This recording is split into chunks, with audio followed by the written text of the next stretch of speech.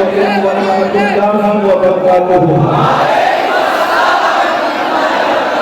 الحمد لله رب العالمين والعاقبة للمتقين والصلاة والسلام على سيد الأنبياء والمرسلين وعلى آله وأصحابه الطيبين الطاهرين أما بعد فأعوذ بالله من الشيطان الرجيم بسم الله الرحمن الرحيم لو أنزلنا هذا القرآن على جبل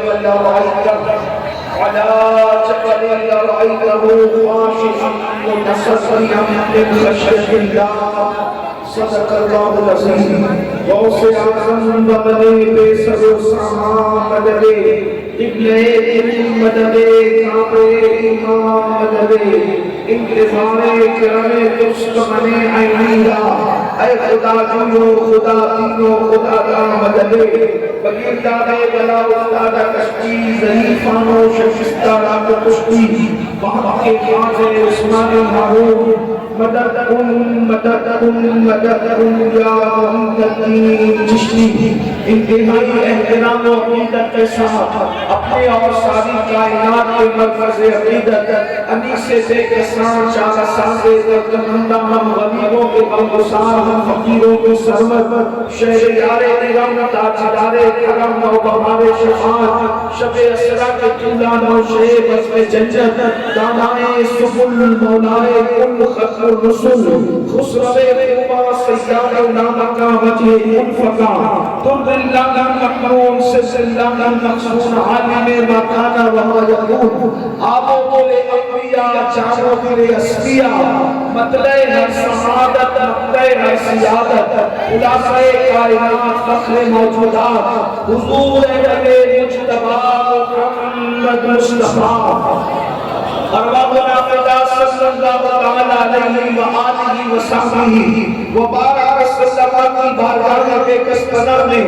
جس طریقے سے جناب سب مل کر بلند آواز سے پڑھیں الصلاۃ والسلام علیک یا رسول اللہ،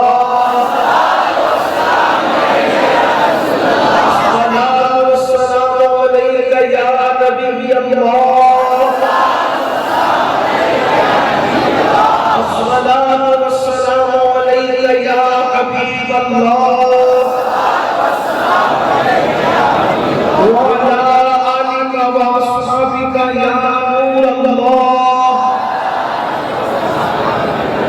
صلی اللہ تعالی علیہ وسلم۔ اے کلام الہی میں شمس الضحیٰ تیرے چہرے نور فضا کی قسم قسم شب تار میں راز میں تھا کہ حبیب کی زلف دوتار کی قسم تیرے خلق کو حق میں عظیم کہا تیری خلق کو حق میں جمیل کیا کوئی تجھ سا ہوا ہے نہ ہوگا شہا تیرے خالق کے حسن و ادا کی قسم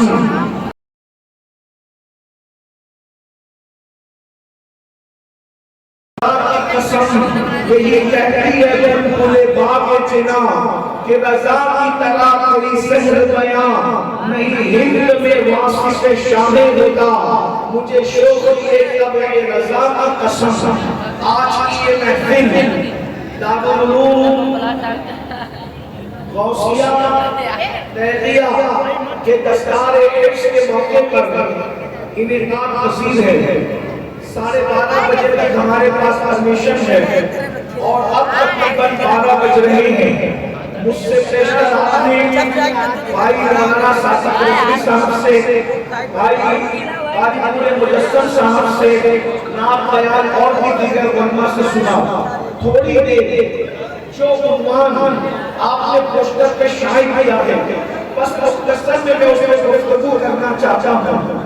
اس میں لکھا ہوا میں نے دیکھا، میری کوشش یہ ہوتی ہے کہ آپ پوسٹر پہ جو مل کر لوگوں کو بلاتے ہیں میں اسی عنوان پر کچھ آپ کی بارگاہ میں سبق سناؤں اور آپ کی بھی اصلاح کروں اور میری بھی اصلاح کروں۔ آج کا عنوان منتظمین محفل نے یہ رکھا ہے اعجاز قرآن، یعنی قرآن کا اعجاز۔ یہ قرآن کیا ہے؟ قرآن کا سب سے بڑا معجزہ یہ ہے، اب ذرا غور سے سننا، اس لیے کہ یہ عنوان علماء کا عنوان ہے، فکری عنوان ہے، علمی عنوان ہے، لیکن یاد رکھنا قرآن سے ہم سب کی وابستگی ہے.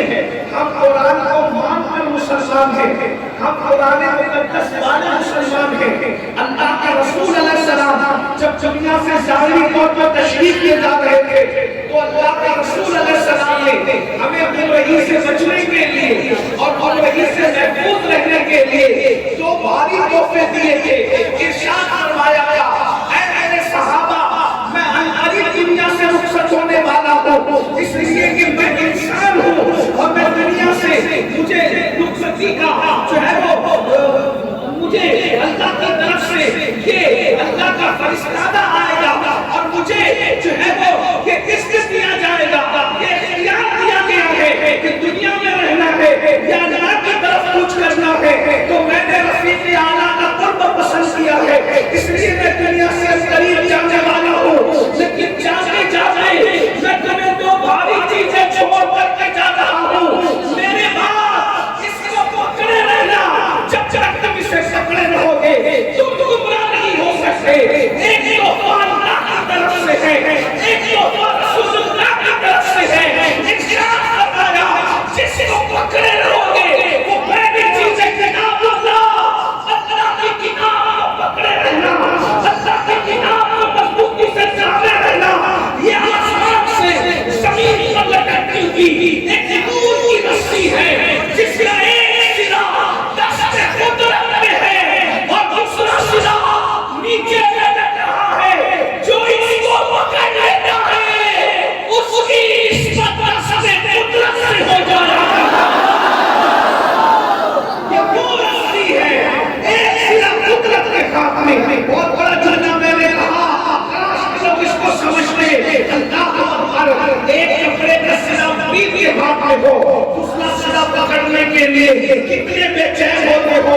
یہ کپڑے کا سرا ہے لیکن جو قرآن کو تھام لیتا ہے وہ اس کتاب کو تھام لیتا ہے جس نور کی رسی کا سرا اللہ کے دست قدرت میں ہے.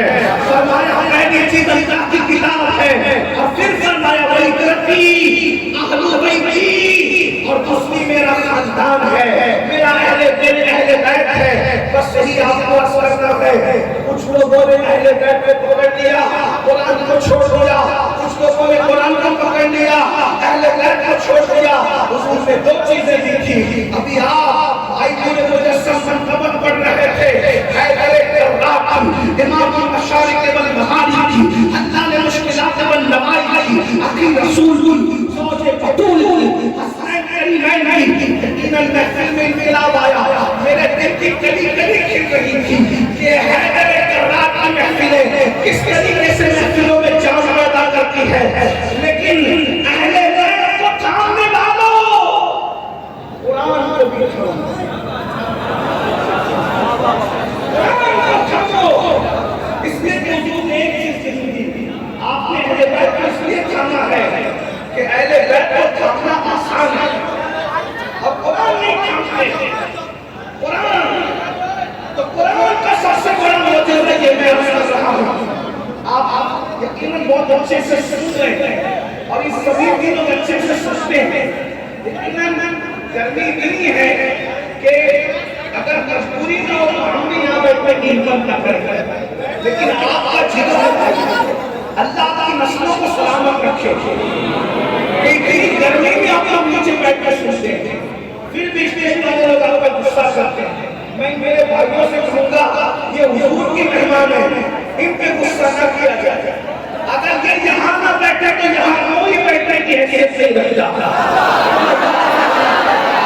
باراتی نہ ہو تو پھر دلہا کس کام کروائے، دلہا نہ ہو جائے وہ کسی بات ہوتی ہے.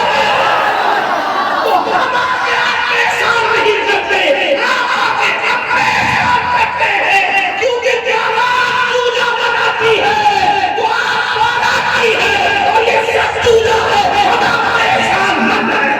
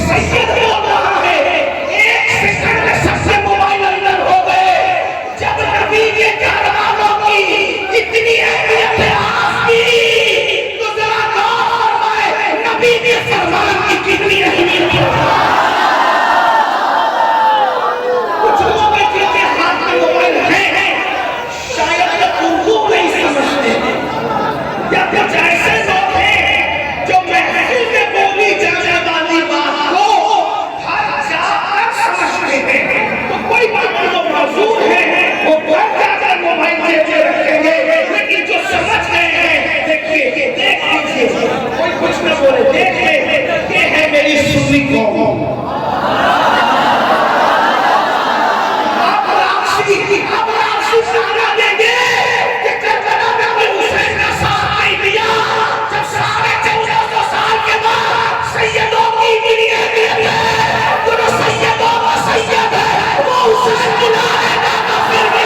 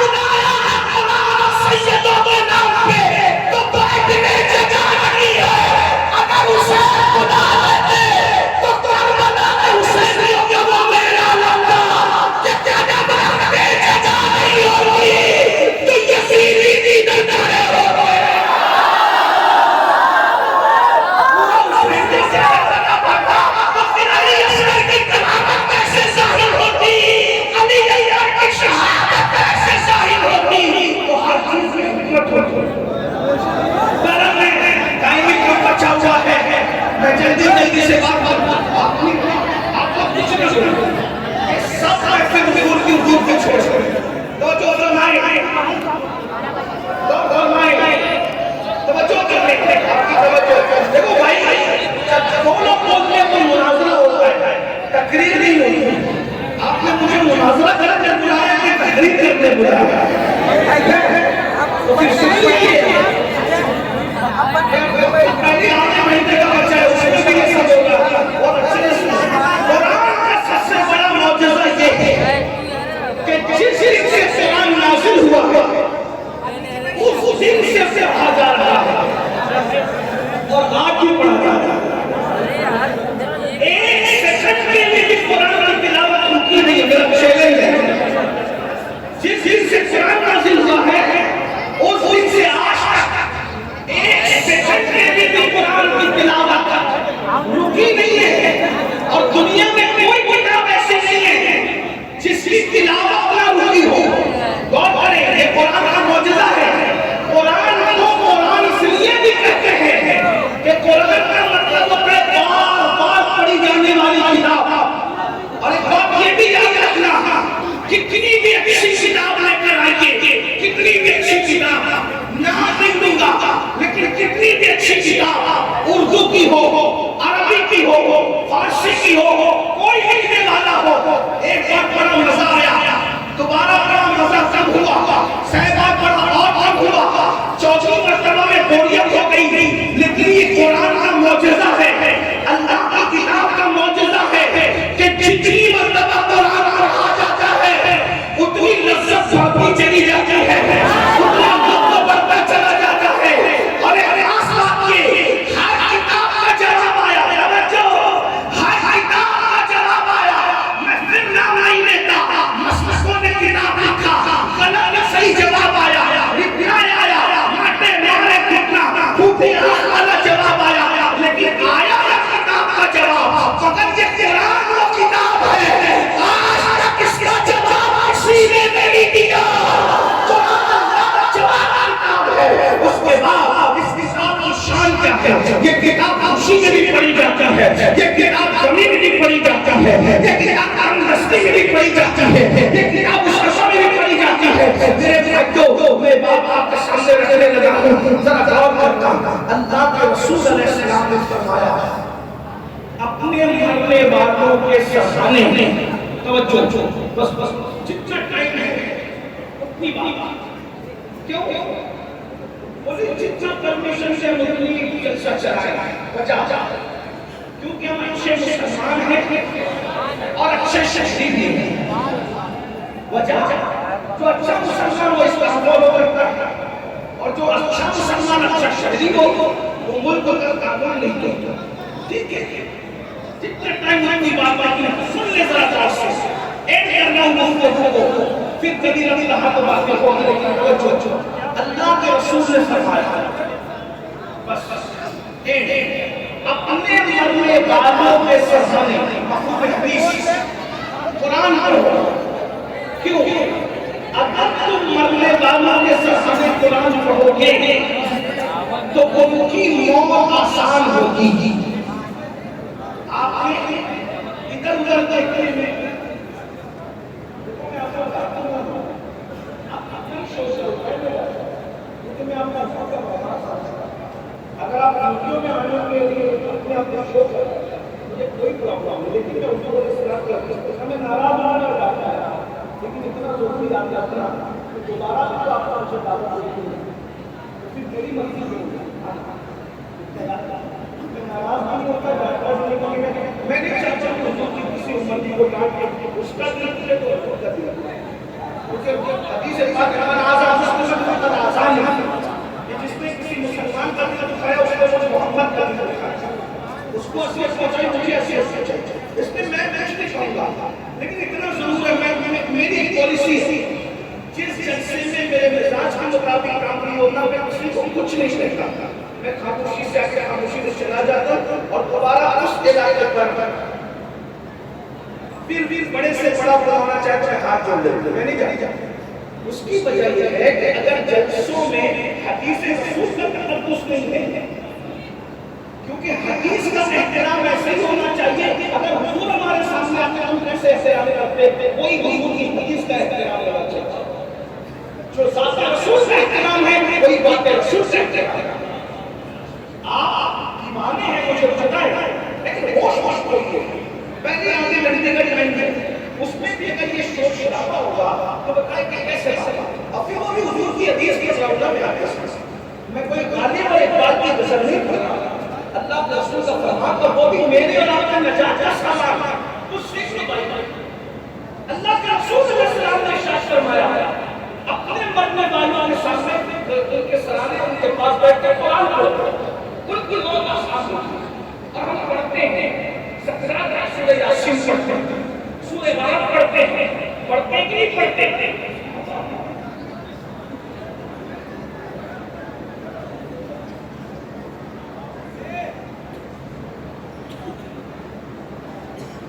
اور پھر کوئی دوسرا بندہ وہ پڑھنے والا خود قرآن نہیں پڑھ سکتا، بیٹا پڑھ رہا ہے، بھائی پڑھ رہا ہے نا. اور قرآن کا یہ معجزہ ہے، اعجاز ہے کہ اس کے پاس بیٹھ کر جو بھی قرآن پڑھے تو موت آسان ہوتی ہے. یہ تجربہ ہے، 100 سال کا نہیں، 200 سال کا نہیں، تقریباً 1450 سال سے یہ تجربہ ہے کہ روح نہ نکلتی ہو اور وقت آ گیا ہو اور پھر ایسے میں سورہ یاسین کی تلاوت ہو یا کسی سورت کی تلاوت ہو. سورہ یاسین اس لیے پڑھتے ہیں کہ اسے قرآن مقدس کا دل کہا گیا ہے. وہ قلب قرآن ہے. قرآن کی سورتوں کے الگ الگ جو وہ معجزے ہیں. سورۃ الرحمن کو ارسل قرآن کہتے ہیں، قرآن کی دلہن کہتے ہیں. سورہ فاتحہ کو سورۃ الشفا کہتے ہیں، سورۃ الدعاء کہتے ہیں، سورۃ السؤال کہتے ہیں، مفتاح القرآن کہتے ہیں، فاتحہ کی کتاب کہتے ہیں، ام الکتاب کہتے ہیں. اسے اللہ اکبر نے جسے کہا کہ اس بیماری کا علاج نہیں، روزانہ 41 مرتبہ بسم اللہ کی نیند کو الحمد میں ملا کر کے آپ 41 بار پڑھ کے جم کیجئے. خدا کی عزت سے قسم اگر پڑھنے والا ایمان سے محفوظ ہو، پڑھنے والا دل میں حسد سے محفوظ ہو، پڑھنے والا پیٹ حرام سے محفوظ ہو. یعنی اللہ یاد رکھے جس کی زبان، جس کی آنکھیں، جس کا دل اور جس کا پیٹ حرام سے محفوظ ہو، اس سے 41 بار یہ سورت 41 دن تک کروا دے. اگر اس کو شفا نہ مل جائے اللہ کی عزت کی قسم مرزا والوں میں غلامی لکھنے کے لیے تیار ہو. اتنا یقین ہے کہ سر کے مریضوں کو میں نے یہ عمل کیا اور انہوں نے بتایا کہ حضرت جو ہے وہ اب کیمو ختم ہو گئے ہیں اور اب دوائیں بھی جو ہے بالکل اینڈ پر ہے اور اللہ نے شفا عطا کیا ہے. آپ قرآن کو سمجھتے کیا ہیں میرے بھائیوں؟ اس قوم نے قرآن کی قدر نہیں کی تو میں بات سمجھتے میں کر رہا تھا. اللہ اکبر. اب آپ سے پوچھتا ہوں مسلمانوں اتنا تو شعور تمہیں ہے نا کہ موت کی تکلیف زیادہ ہے یا زندگی میں تکلیف زیادہ ہے؟ دونوں تکلیفوں میں تکلیف زیادہ کدھر ہے؟ زندگی کی تکلیف بڑی ہے یا موت کی تکلیف؟ تو آپ سب کہیں کہ موت کی تکلیف کیوں؟ کیونکہ زندگی کی تکلیف میں روزی نہیں ملتی، مولانا دعا دیں گے، حضرت صاحب سپورٹ کر دیں گے، مولانا رسول صاحب سے کچھ مالی تعاون کر دیں گے، یعنی دنیا کی تکلیف میں سپورٹر کا اعتبار ہے اور دنیاوی تکلیفیں سپورٹر کی وجہ سے ختم ہو جاتی ہے۔ کوئی بھی سپورٹ کر سکتا ہے، دنیا کی تکلیف میں تو مومن بھی سپورٹ کر سکتا ہے، غیر مومن بھی سپورٹ کر سکتا ہے، دوست بھی سپورٹ کر سکتا ہے، جو دوست نہیں ہے وہ بھی سپورٹ کر سکتا ہے، لیکن جو موت کی تکلیف ہے، موت کی تکلیف اسے کوئی نہیں ٹال سکتا۔ اب مرزا پور والوں، گرد نواں سے آنے والوں، قرآن کی عظمت کو سمجھو، جو قرآن موت کی تکلیف کو دور کر سکتا ہے، اگر وہ قرآن تم پڑھو تو جس سے موت آسان ہو سکتی ہے، کیا اس کی برکت سے زندگی آسان نہیں ہو سکتی؟ آپ روزی کو لے کر وظیفوں کے چکر میں ہو، مولانا وظیفہ دو، میں نے کہا کوئی وظیفہ نہیں، قرآن پڑھ، بہت معافی کے ساتھ کوئی میری بات کو غلط کر نہیں دے گا ورنہ مجھ سے بات کرنی پڑے گی اس کو، میری بات کو غلط کر نہیں دینا۔ بیووں کے وظیفوں میں تمہیں اعتبار ہے، مجذوبوں کے وظیفوں میں تمہیں اعتبار ہے، خدا کے کلام کے اعتبار کب کرو گے؟ آپ سے پوچھنا چاہتا ہوں، میں پیر اور فقیروں کے وظیفوں میں چاہے وہ مخالف نہیں ہوں، لیکن اللہ کے کلام سے بڑا وظیفہ کوئی نہیں ہے۔ قرآن پڑھ کر دیکھو، قرآن پڑھ کر دیکھو۔ ارے بات بتاؤں، قرآن پڑھنے سے جب موت آسان ہوتی ہے، زندگی کی روزی نہیں مل سکتی، ذرا غور کرو، جنت مل سکتی قرآن پڑھنے کے بعد، تو آپ کو مقام نہیں مل سکتا۔ قرآن پڑھنے سے سکون ملتا ہے، قرآن پڑھنے سے رحمتوں کا نزول ہوتا ہے، قرآن پڑھنے سے برکتوں کا نزول ہوتا ہے۔ قرآن وہ ہے جو انسان کو بے باک بنا دیتا ہے، قرآن وہ ہے جو انسان کو ویران بنا دیتا ہے، قرآن وہ ہے جو انسان کے اندر طاقت پیدا کرتا ہے، قرآن وہ ہے جو انسان کے اندر قوت پیدا کرتا ہے۔ قوت حافظہ چاہیے، قرآن پڑھیے، رشتہ چاہیے، قرآن پڑھیے، اللہ کا قرب چاہیے، قرآن پڑھیے، روزی چاہیے، قرآن پڑھیے۔ امام علی رحمۃ اللہ نے بتایا سر کٹ گیا ہے، لیکن امام حسین سے قرآن سنا رہے ہیں اور بتا رہے ہیں اہل بیت کا رشتہ جس سے کو کٹ سکتا ہے مگر قرآن سے نہیں کٹ سکتا۔ قرآن کی تلاوت سنانے نظر آ رہے ہیں۔ آپ سے پوچھتا ہوں، آپ بھی قرآن پڑھتے ہو؟ ہاں، کم کھانا نہ ڈھانا نہیں کھانا، کسی کو ذلیل نہیں کرنا۔ آج سے پہلے قرآن کب کھایا گیا تھا تلاوت کے لیے؟ بہت معافی کے ساتھ اب تو مذہبی طبقہ بھی قرآن کی تلاوت سے دور ہوتا جا رہا ہے۔ موبائل کا اتنا شوق، موبائل کا استعمال کرو ضرورت کے مطابق، لیکن آپ سے پوچھتا ہوں جتنا موبائل دیکھتے ہو اور جتنا موبائل دیکھنے کے لیے ٹائم نکالتے ہو اتنا قرآن پڑھنے کے لیے بھی ٹائم نکالتے ہو؟ قرآن پیچھے میں پڑھتے ہو، چالیسویں میں پڑھتے ہو، ماں باپ کی میت میں پڑھتے ہو، کبھی عمل کرنے کے لیے بھی قرآن پڑھا ہے؟ اور جو قرآن چھوڑ دیتے، جو قرآن چھوڑ دیتے، سن لو، آپ ایک رخ دیکھا ہے تسلیم کا، دوسرا رخ نکالنا، اسی سے میں بدنام ہوں اور یہ بدنامی میرے لیے تمغہ نجات ہے، تمغہ نجات ہے۔ میں اسی سے جو ہے وہ ڈر کے چک کے بات نہیں کروں، لیکن آپ نے سنا حضور شفاعت کریں گے، شفاعت کریں گے، شفاعت کریں گے، سنا کہ نہیں سنا؟ اور ہمارے جو شاعر لوگ ہیں وہ تو آپ کو ایسے سستے میں جنت دیتے ہیں، اس کا نام لو جنت، اس کا نام لو جنت، اس کو دیکھو جنت، اس کو دیکھو جنت، اس کو دیکھو جنت، اس کو دیکھو جنت، خود سستی جنت ہے، اس کے مرید ہو جاؤ جنت، اس کے مرید ہو جاؤ جنت۔ ایسا لگتا ہے جیسے جنت کا ٹھیکہ لے لیا شاعر حضرات نے، سب ایسے نہیں ہے، کافی حضرات نے۔ ابھی ہمارے ناظرین صاحب بہت اچھی آپ کے اللہ نے سلامت رکھے، وہ مجھے ولی کہہ رہے تھے، مجھے چکر آ رہے تھے، مجھے چکر تھا، مجھے چکر سے آنے لگے کہ یہ مجھے ولی کیسے کہہ رہے ہیں۔ یاد رکھیے گا، اچھی طرح یاد رکھیے گا، ہر سید ولی نہیں ہو سکتا، ہر پیر ولی نہیں ہو سکتا، ہر عالم ولی نہیں ہو سکتا۔ ولی کس کو کہتے ہیں پتہ ہے؟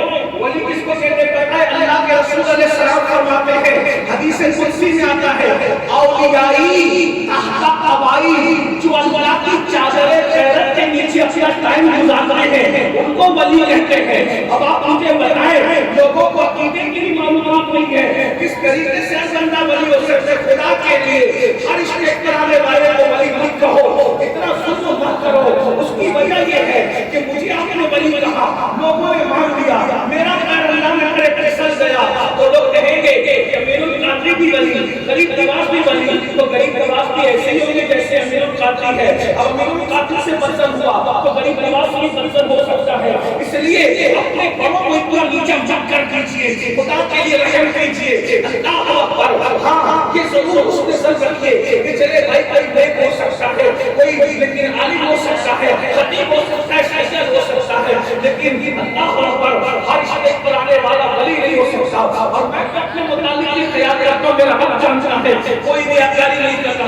میں آخری درجے کا مسلمان ہوں. میں سوچتا ہوں اگر میں بخشا جاؤں گا تو سارے مسلمان بخش دیے جائیں گے. میں بالکل آخری درجے کا انسان ہوں. مجھے خبردار کوئی ولی نہ کہے، خبردار کوئی ولی نہ کہے. آئندہ اگر کوئی مجھے ممبر پہ ولی کہے گا میں اسے روکوں گا، میں اس کو روکوں گا. اس لیے کہ جن کو شوق ہے ولی کہلانے کا ان کو کہیے وہ جانے تم جانے، لیکن مجھے نہ کہا جائے. اس لیے کہ ہر سید کا ولی ہونا ضروری نہیں ہے، ہر عالم کا ولی ہونا ضروری نہیں ہے، ہر پیر کا ولی ہونا ضروری نہیں ہے. میں بھی سمجھتا ہوں اگر میرا خاتمہ ایمان پر ہو گیا اور میں قیامت چھوڑ دیا گیا نہ مجھے جنت ملے نہ جہنم ملے، بس میرا اللہ مجھے دور چھوڑ کے چلا گیا میں کامیاب ہوں. اس کو میرا دل کعبہ میں کامیاب ہوں. بس میری تمنا یہ ہے آپ ادھر باتیں کرتے ہیں بھائی، یہ سب بے وقوف بنانے کے دھندے چھوڑو، حقیقت کی دنیا میں آؤ، شاعری کی دنیا سے نکلو، قرآن اور حدیث کی دنیا میں آؤ. یہ لوگ جن کو تم مشتاق سے رات کو جنت کاٹ رہے ہو، بے وقوف فجر جا کے پڑھیں گے. جب ان کو پورا ساتھ نظری کا چہرہ لے کے جنت مل گئی تو اس نے فجر کیوں پڑھنا ہے؟ وہ کیوں پڑھے گا فجر؟ اس کو پتہ ہے کہ غلاموں نے مجھ سے میرا دین ہو گیا، اب وہ مجھے ہر پکڑ کے جنت میں لے جائے گا. اس نے کیوں پڑھنا ہے تہجد؟ اس نے کیوں سچ بولنا ہے؟ کیونکہ اس کی تو جنت میں ختم ہو گئی. مگر سن لو اور اسی طرح سن لو، جس کو نبی نے جنت کی بشارت دی تھی وہ فاروق اعظم اپنے بستر کے پیچھے کوڑا رکھتے تھے، کوڑا. اور جب بستر پہ جا جائے تو بستر کے پیچھے سے کوڑا نکال کے اپنے پیر پہ مارتے تھے. یہ مذاق بنا لیا جن لوگوں نے. دین دیکھ رہے ہو جس کو بیچنے والی عورتوں سے بدترین وہ لوگ ہیں جو دین بیچنا چاہتے ہیں. کیونکہ جس کو بیچنے والی عورت خود سام کھاتی ہے اور جب دین بیچا جاتا ہے تو تم کم غلط لگے لگے معاف کرنا، لیکن یہ سچائی ہے. فاروق اعظم کو نبی نے جنت کی بشارت دی ہے. جس کا ذکر تورات میں ہے، جس کا ذکر انجیل میں ہے، جس کا ذکر قرآن میں ہے، جس کی قرآن کی تعریف ہے، قرآن کی 22 آیتیں نازل ہوتی ہے، اسے دنیا قرآن کے خطاب کرتی ہے. وہ اپنے بستر کے نیچے کوڑا رکھتے ہیں اور رات کے وقت اپنے بستر پہ کوڑا نکال کے اپنے پیر پہ مار کے کہتے ہیں عمر برداشت میں کتنی نیکیاں کی ہوتی ہیں. اور حضرت فاروق اعظم کی بات آ گئی تو نبی نے جس کو جنت کی بشارت دی وہ جنتی ہے کہ نہیں بھائی؟ بلکہ میرا تو ایمان یہ ہے جو جنت میں جائے گا جائے گا. عمر بن خطاب تو ابھی بھی جنت میں سو رہے ہیں. جو نبی کے قدموں میں سو رہا ہو اس سے ارے جب جوان کے قدموں میں جنت ہے تو نبی کے قدموں کا قرآن مجید کی خواہش تیرے شہر و فلان و ولا کی قسم، جس کے آگے گزر کی قسم، جس کے کلموں کی پٹری کی قسم، قرآن کہتا ہے یہ مصطفیٰ کریم یہ کلمے ہیں جس کے کلمے میرا عرش چومتا ہے تو عرش کو معراج ہو جاتی ہے. عرش کو جنت ہو کے لیے نبی کے قدم ملے ہیں. ابو بکر عمر وہ ہے نبی کے قدموں میں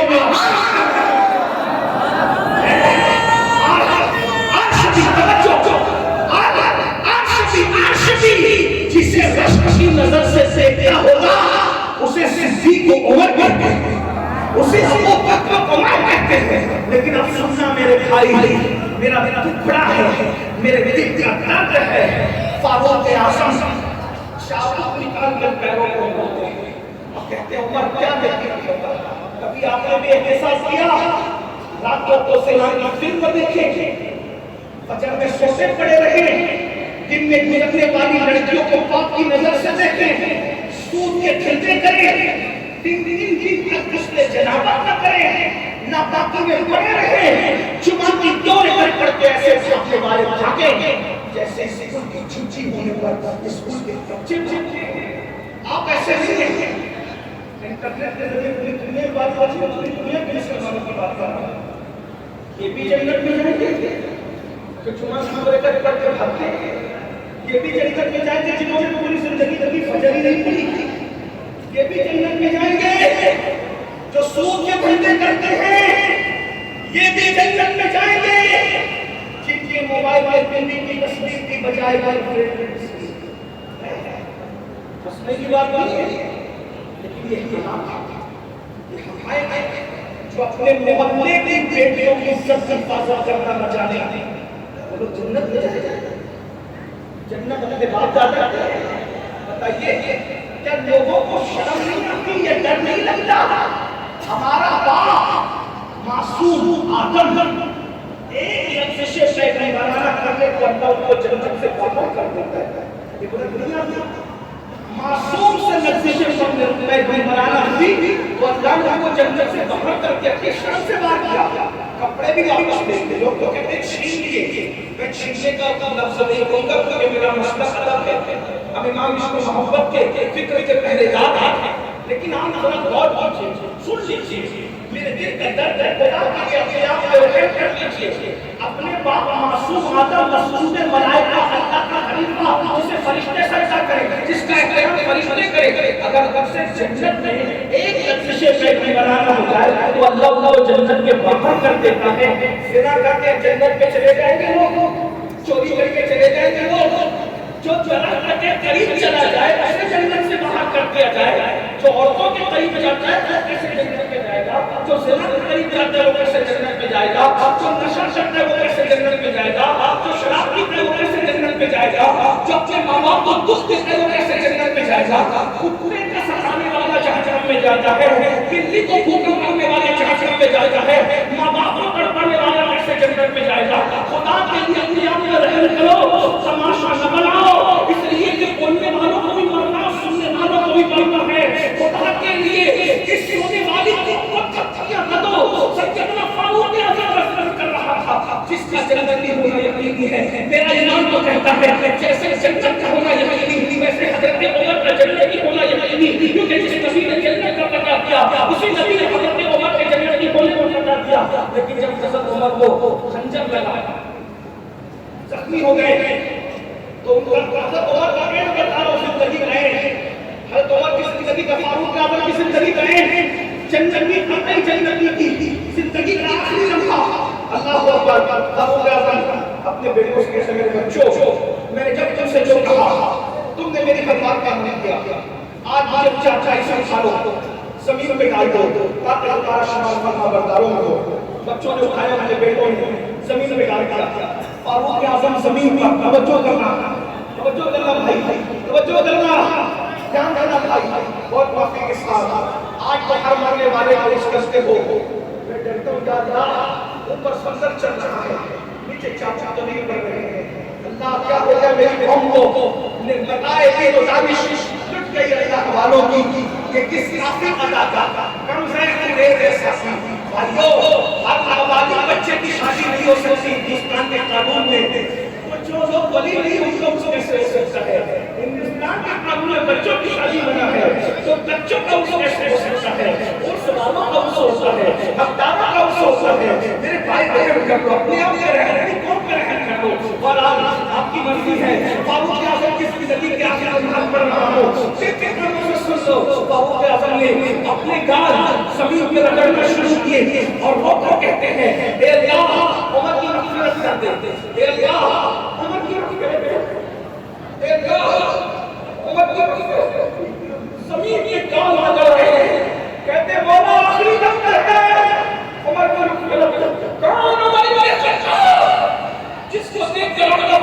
شیطان کو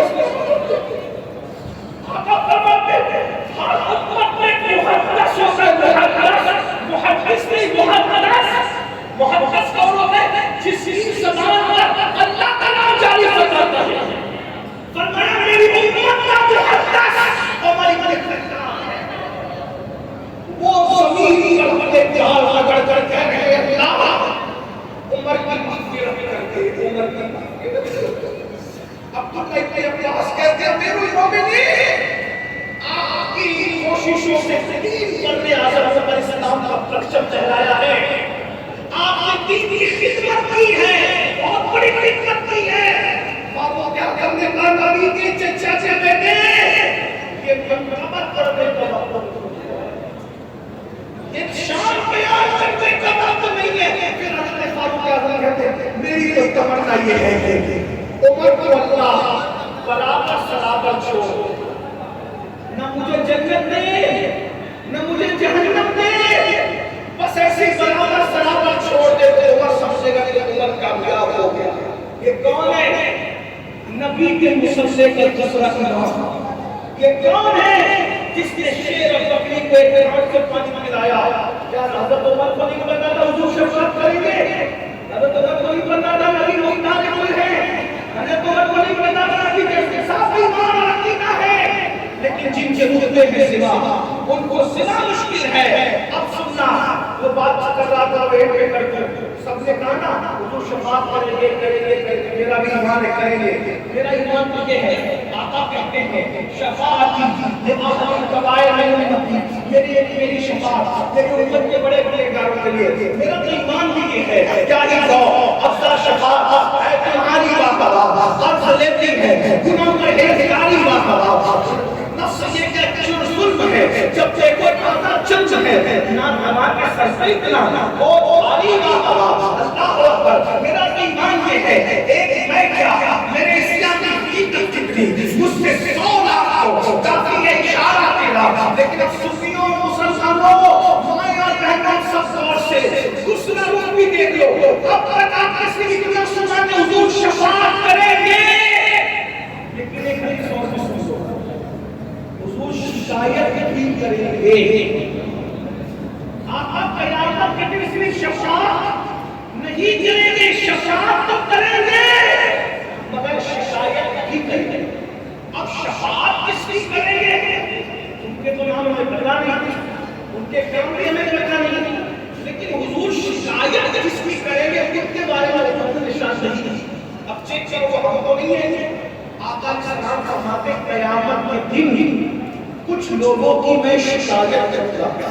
بس اس حدیث کو سن لیں، میں بڑے مضامین ذہن میں آ رہے ہیں لیکن اب میں اس سے آگے بیان کروں گا تو اچھا نہیں ہوگا، قانون شکنی ہوگی، لیکن اس حدیث کو سن لیں یہ تقریر نہیں، میں مقرر نہیں، یہ میرے دل کے درد کے طور پر ایک بچہ ایک جگہ ایک ہاں رہے ہیں منبر والا ہی بھی میں توجہ چاہتا ہوں، معلومات کو اضافہ نہیں کروں گا، لیکن میرے دل کا درد ہے اس لیے میں رکھ رہا ہوں، توجہ کرنا۔ اللہ کے رسول فرماتے ہیں قیامت کے دن میں کچھ لوگوں کی شکایت کروں گا۔ صحابہ نے پوچھا کس کی شکایت آپ کریں گے؟ تو آقا فرماتے ہیں جنہوں نے دنیا میں قرآن کو چھوڑ دیا ہوگا میں قیامت کے دن ان لوگوں کی شکایت کروں گا۔ اب مسلمانوں بتاؤ کہ بچانے والا اگر شکایت کرنے پر آ جائے تو دنیا کی کون سی طاقت آپ کو بچائے گی؟ بولو قرآن چھوڑا کہ نہیں چھوڑا؟ ہم نے قرآن چھوڑا کہ نہیں چھوڑا؟ آپ مجھے بتاؤ بھائیو، بتاؤ میرے بھائیو، کتنا تلاوت کرتے ہو؟ قرآن کے 3 حقوق ہے، پہلا حق یہ ہے قرآن کی تلاوت کی جائے، دوسرا حق یہ ہے اس کو سمجھا جائے، تیسرا حق یہ ہے اس پر عمل کیا جائے۔ بولو چھوڑا کہ نہیں چھوڑا؟ کتنے لوگ قرآن پڑھتے ہیں؟ بہت سے لوگ بہت معصومانہ انداز میں کہتے ہیں حضرت ہمیں تو قرآن پڑھنا ہی نہیں آتا۔ اب اس کا نتیجہ بتاؤں قرآن کیا کہتا ہے؟ جس نے دنیا میں قرآن پڑھنا نہیں سیکھا، اللہ فرماتا ہے کہ جو دنیا میں قرآن پڑھنے والا نہیں تھا قیامت کے دن اللہ اس کو اندھا اٹھائے گا۔ جو اندھا پیدا ہو اس کی دنیا میں کتنی بربادی ہے، جو قیامت میں اندھا رہے گا کیا اس کا بھلا ہوگا؟ آپ بتاؤ موبائل سیکھ سکتے ہو، کمپیوٹر سیکھ سکتے ہو، گاڑی سیکھ سکتے سکتے ہو، قرآن نہیں سیکھ سکتے. مجھ سے کسی ایک دوست نے پوچھا کہ دنیا میں سب سے آسان کام کیا ہے، لیکن سید غریب کے ساتھ جواب دینا. دنیا میں سب سے آسان کام کیا ہے، غریب کے ساتھ جواب چاہیے. میں نے کہا قرآن سیکھنا یہ دنیا میں سب سے آسان ہے، اس سے آسان کوئی کام نہیں. وہ میری طرف بولا کہ تو یہ بات جذباتی مسٹیک بھی کر سکتا ہے، میرے سامنے نہیں. میں نے کہا بھائی اللہ کہہ رہا ہے قرآن میں وَلَقَدْ يَسَّرْنَا الْقُرْآنَ فَهَلْ مِن مُدَّكِرٍ.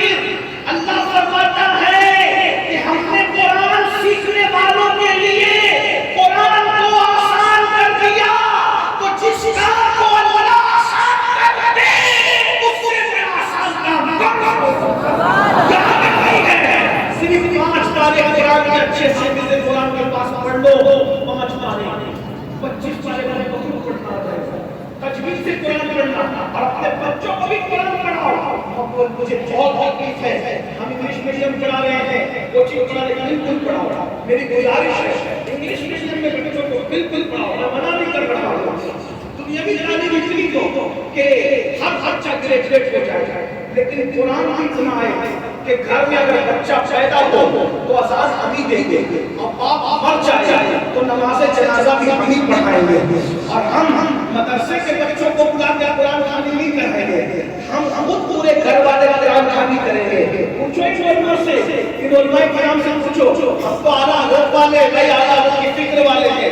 یہ جو آپ کرتے ہیں نا مولانا 40 قرآن پڑھ دو 5000 لے دو، یہ تو حرام ہے بھائی. پوچھو ان علماء سے، پوچھو میرے امام نے اعلیٰ حضرت نے فرمایا اجرت لے کر قرآن پڑھانا تو حرام ہے. کدھر سے انسان سے بات ہے؟ کون سا انسان سے بات ہے؟ سب کو تم نے بڑے بڑے سب بنا دیے تھے. یہ نہیں چلے گا، آپ نے بہت یہ سب بنا دیا ہے. جنت میں ہمیں کوئی پہنچا سکتا ہے. آپ کو 40 قرآن نہیں پڑھانا، آپ 3 بار صحیح 3 بار پڑھ کے اپنے باپ کو سارے سلام کر دو. اور 40 جو اجرت لے کے پڑھا رہے ہو نا اس پہ خالی یقین بار کرو اللہ جو صحیح کر سکتا.